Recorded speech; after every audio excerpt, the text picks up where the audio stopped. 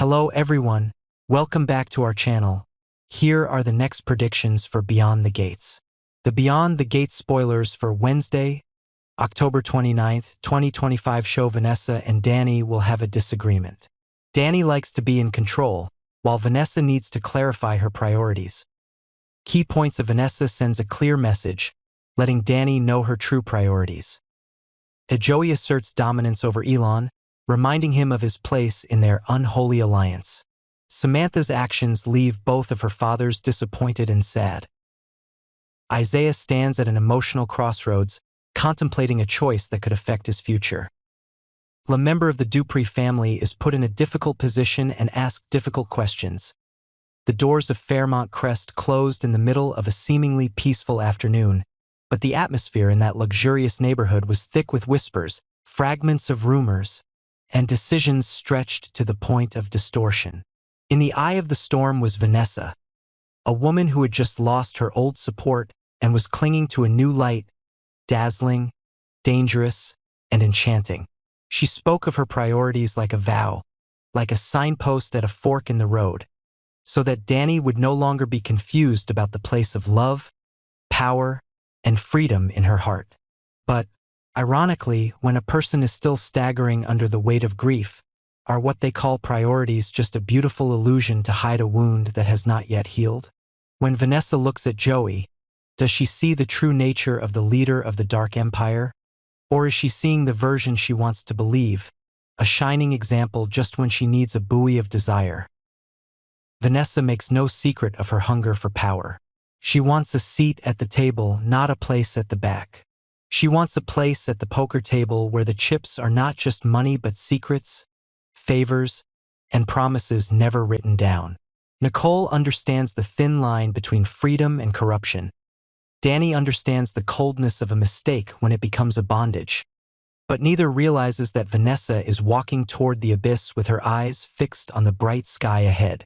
When she tells Danny what she wants, it is no longer a family discussion. It is the conviction of someone who has chosen a path, willing to pay any price to protect that choice. But has Vanessa ever wondered, in Joey's game, is she a companion or a gilded pawn? Vanessa's steadfastness toward Danny is both a reassurance and a warning. Danny burned her youth with choices and learned to love herself from the ashes. So Danny hears in Vanessa's voice the familiar timbre of a soul rushing. The question is not whether Vanessa has the right to pursue what she wants, but whether she is sane enough to realize that the game she plays is not designed for dreamers to win. Joey does not love equality. He only accepts it when it beautifies his image of power. If Vanessa one day understands that for Joey, every alliance is just a temporary bridge across a river, will she respond with a wise retreat, with self-saving reason, or with the rage of someone who realizes she has been turned into a decoration? As Fairmont Crest counted down to midweek, another drama quietly shifted behind the curtain.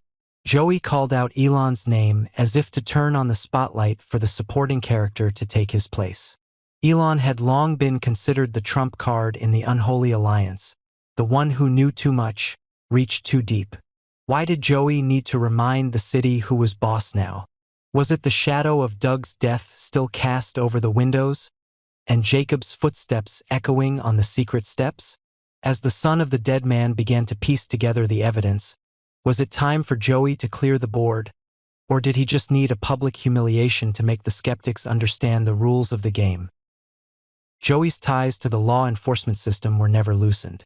Marcel Malone, a detective who had seemingly retired from the profession, was suddenly called back to the stage. People said he worked for Elon, but everyone knew Joey's influence could drop into anyone's desk when he wanted. Postponing retirement wasn't a matter of writing a line. It was Joey's way of saying the cards would be redealt and the dealer would still be his. Would Malone waste the rest of his life keeping Elon's secret, or would he choose peace by trading silence for a ticket out of town? And if Joey cut off all avenues of safety, would Malone side with the truth or the side of a deal with enough change? Elon might have been wrong about his position. Working with Joey was never about equality.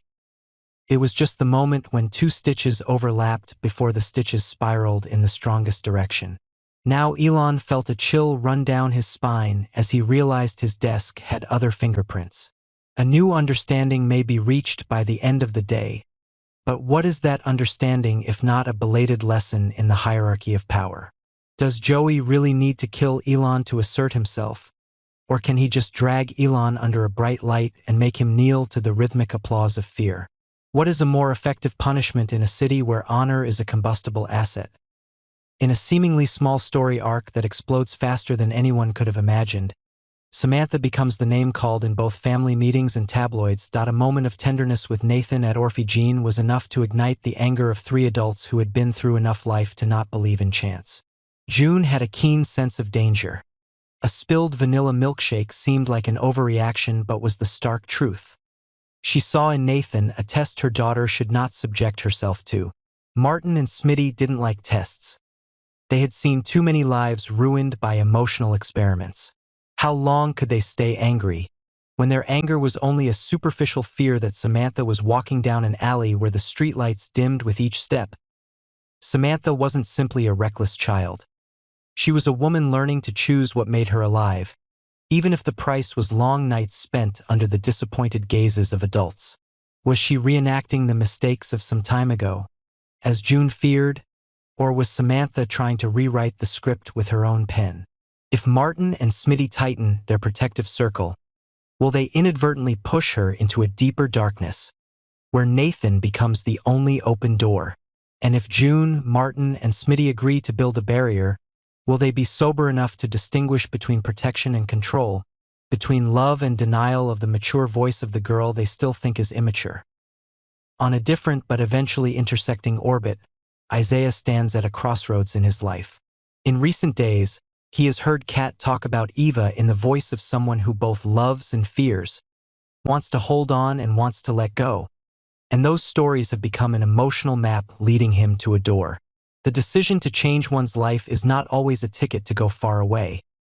Sometimes, it is just the choice to stay, to choose a new anchorage, a new job, or a new vow to bind oneself to the land that has touched one's heart. If Isaiah stays at Fairmont Crest, is it because he sees his future in Eva's eyes, or because he believes he can be the answer to the questions Eva dares not ask? Isaiah's interest in Eva doesn't come as a sudden gust of wind. It's the result of days of hearing, seeing, and understanding the wounds between the half-sisters. Will Eva back down when she realizes Isaiah is the one who can break the last bond between her and Kat? Or will she use that tenderness to shield a wound that has gone unhealed for too long? If Isaiah chooses to stay, will he bear the judgment of a city that speaks for others? Or will he stand tall in the spotlight, a declaration that a relationship built on respect, even when it hurts those involved, is still worth protecting? Amid the individual stories, there was always a background noise in the Dupree household, where every rumor was analyzed, every secret had a price tag. Someone in the house was about to be pulled into a circle of hot lights and intense questioning. Vernon was said to have something to hide from Anita, a heartbeat irregularity in the marriage song, or simply afternoons of unexplained disappearances. There were also whispers of Anita's past, a past that sometimes returned like an old pain, aching just when one thought it was forgotten. Who would be roasted? Who would be holding the tongs to pick up the hot coals? And who would be the audience pretending to be fair while their hearts were already in a verdict? These undercurrents did not exist in isolation. They touched, diverged, and unbalanced each other. As Vanessa plodded toward Joey's poker table, she accidentally placed a stone on the already cracked dike. If the levee breaks, water will flood into the seemingly safe yards of many, including Danny, who is working as a roof support. When Joey sets Elon's lesson, the noise will echo into the investigator's office, and Malone will be asked to pick sides in a game that has people willing to pay on both sides. When Samantha is the subject of debate, her privacy will become the perfect cover for shadowy directors to move props, concealing the transportation of a secret from point A to point B. And when Isaiah takes a deep breath before deciding to stay, he may inadvertently pull the trigger that sets alarm bells ringing in the Dupree household, reminding them that love and loyalty are never a simple equation. Fairmont Crest always likes to play the audience, but tonight, it becomes the stage. At Orphe Jean, the clink of spoons on wine glasses obscures the heartbeats of those trying to pretend nothing is happening. Talk of Samantha and Nathan spread like wildfire.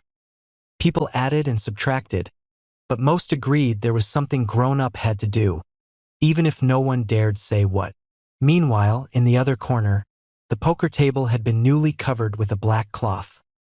The chair Vanessa had aimed for was pulled out as an invitation and a challenge.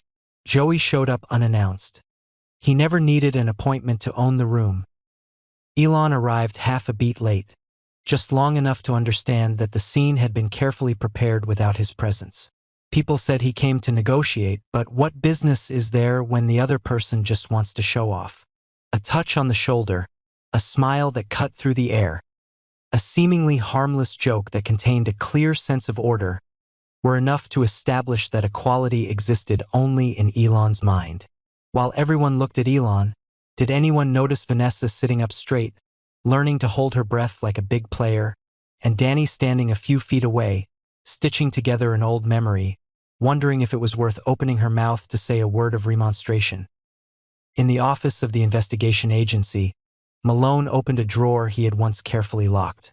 A musty old file, an abandoned report, a voicemail that lasted less than a sigh. He recited Doug's name as if reciting a prayer for steadfastness. When a death is left unnamed, the survivors are drawn into a game of loyalty. Malone knows the price of choosing wrongly, but he also knows that silence in the face of abuse of power cannot buy peace. The question is, can anyone in Fairmont Crest still distinguish between abuse and forced adaptation to a predefined ecosystem? In the Dupree kitchen, the stove is red hot. No one in the family wants to admit it, but everyone knows. Someone will have to step into the spotlight to answer questions beyond all courtesy. If it's Vernon, what will be unearthed, and what tangled threads will lead straight to an extramarital name? If it's Anita, the woman still considered the backbone of the family, will fragments of the past be interpreted as present evidence for the convenience of a pre-existing verdict? And who would read the indictment first? The relatives, or the city that was so good at turning an internal march into a street parade? Vanessa returned home later than usual. What had happened at the poker table had made her understand that this was no place for a misstep. Joey wasn't rejecting her. He was simply positioning her in the position he thought best for the frame. She could tell herself it was an invitation to step up, but deep down, she knew this was a test. Was it time for her to make a small adjustment, or was she supposed to prove she was tough enough not to bend? And in this test, was the judge Joey, or Vanessa herself, who was wearing her armor of confidence? Danny paused in front of the half-locked door, listening to the house breathing. She didn't want a lecture. She just wanted Vanessa to see the space opening beneath her feet. But did all the dissuasion become noise when the listener was busy chasing a light? Danny had run, fallen, gotten back up. Experience had taught her how to read road signs, but it had not given her the right to drive someone else's car. So what was right that quiet night? To remain silent and respectful, or to speak up and accept being hated?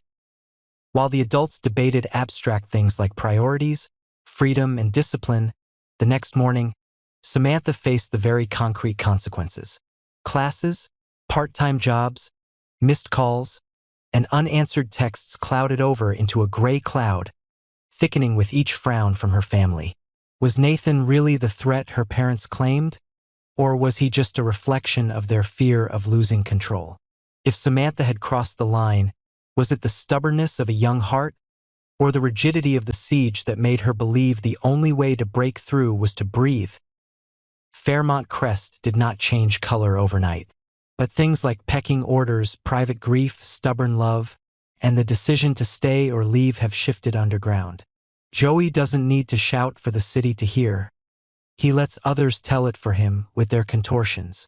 Elon learns his lesson a beat late, but better late than never. Malone puts pen to paper no one expected him to sign. A Dupree name will soon be called up, not to honor but to dissect. Isaiah looks at his hands and sees they want to grasp something more than an illusion. Eva stands before the mirror and wonders if trust is too expensive for someone like her. Kat steps out onto the porch, realizing the wind has shifted. Danny looks up at the ceiling, recalculating what can be saved and what must be broken. And Vanessa, in the center of the vortex, took a deep breath. She knew that tomorrow morning the news would sift through the images of last night to tell the story they wanted to tell. She also knew that the real story would have only one audience, her conscience. If she ever found out Joey was treating her like a toy, what would she do with the insult? Fold it like a piece of paper and throw it into the fire, or let it smolder like a coal waiting to explode in revenge? Would her priorities survive the test of fire, or would they be revealed as fragile threads fit only to tie the bouquets of her early days? The answers had yet to come, and that was what kept Fairmont Crest throbbing. Those who seemed to be on the fringes were preparing to step into the middle. Secrets that seemed forever dormant were being awakened by keys called doubt, pride, and the desire to prove. When the needle drops to the floor at exactly midnight, who will hear it first? The silent observer or the protagonist staring at the light? And when dawn comes, who will find themselves on the wrong side of history, having misunderstood the nature of the game?